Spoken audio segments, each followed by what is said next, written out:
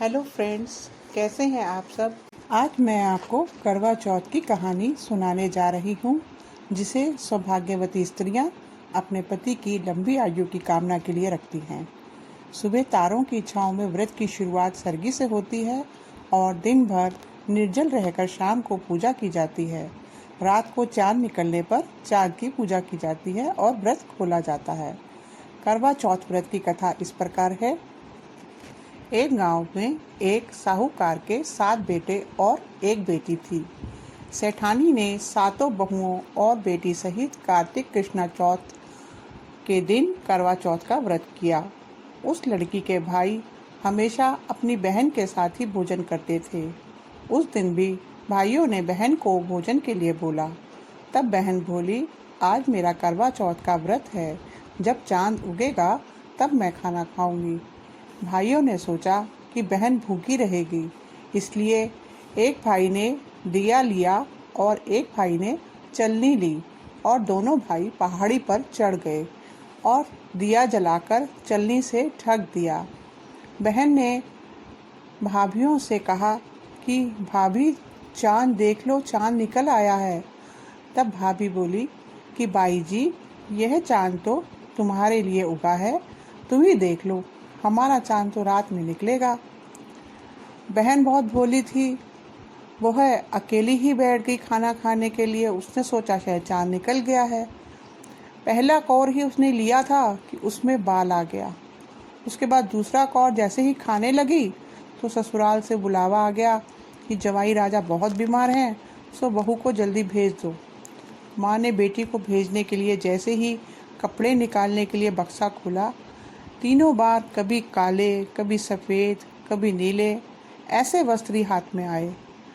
माँ ने एक सोने का सिक्का उसके पल्ले से बांध दिया और कहा, रास्ते में सबको पैर छूते हुए जाना। रास्ते में सभी ने उसे भाइयों का सुख देखना, यही आशीर्वाद दिया। किसी ने भी उसे अमर सुहाग का आशीर्वाद नहीं दिया। वह दुखी मन से ससुराल की चौखट पर पहुंची तो वहाँ जेठ की छोटी बच्ची खेल रही थी। उसने छोटी बच्ची के पैर छुए। उस बच्ची ने कहा, सील हो, सपूती हो, 7 पुत्र की माता हो। तब उसने वह सोने का सिक्का उस लड़की के हाथ में रख दिया और दौड़ी दौड़ी घर के अंदर गई तो क्या देखती है कि उसका पति मरा पड़ा है। लोग उसे ले जाने की तैयारी कर रहे हैं। उसने उन लोगों को पति को ले जाने से मना कर दिया और हाथ जोड़कर बोली, मेरे लिए अलग से एक झोपड़ी बनवा दीजिए। और फिर वह अपने पति के साथ झोपड़ी में ही रहने लगी। उसकी सास सेविका के हाथ रूखी सूखी रोटी खाने के लिए भेज देती और कहती, जा मुर्दा सेवनी को रोटी दे आ। थोड़े दिन बाद माघ की तिल चौथ आई और बोली, करवा पिला, तू करवा पिला, भाइयों की प्यारी करवा ले, दिन में चांद देखने वाली करवा पिला। जब वो बोली कि हे चौथ माता, मेरा उजड़ा सुहाग तो आपको ही बनाना है, मेरे पति को जिंदा करना ही पड़ेगा, मुझे मेरी गलती का पश्चाताप है, मैं आपसे माफ़ी मांगती हूँ। तब चौथ माता बोली कि मुझसे बड़ी बैसाख की बैसाखी चौथ आएगी, वो तुझे तेरा सुहाग देगी। तब कुछ महीने बाद भादवे की चौथ माता स्वर्ग से उतरी। उसने उनके पैर पकड़ लिए, उनसे विनती की कि तब उन्होंने कहा कि तेरे पर सबसे बड़ी कार्तिक की करवा चौथ माता है, वह ही नाराज हुई है, तू उनके पैर मत छोड़ना, वही तेरे सुहाग को अमर कर सकती है। यदि तूने उनके पैर छोड़ दिए तो कोई भी तेरे पति को जिंदा नहीं कर सकता है। कार्तिक का महीना आया।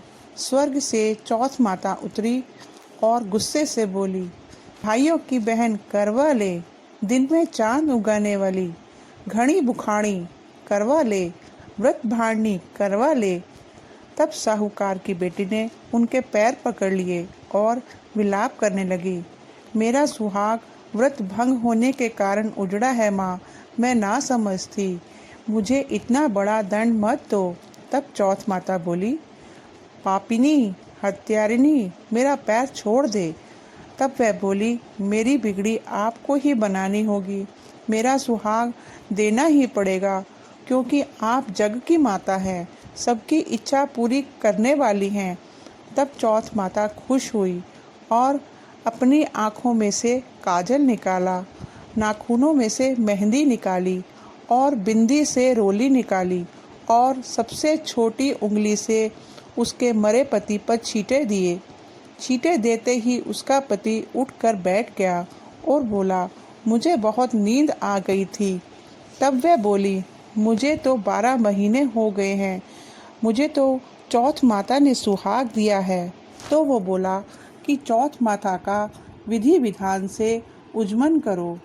उधर ननद रोटी देने आई तो 2 लोगों के बोलने की आवाज़ सुनी, तो आकर अपनी माँ को जाकर बोली कि भाभी तो पता नहीं किससे बात कर रही है। तब सासू ने जाकर देखा कि बहू बेटा दोनों जीम रहे हैं, वह चौपड़ पासा खेल रहे हैं।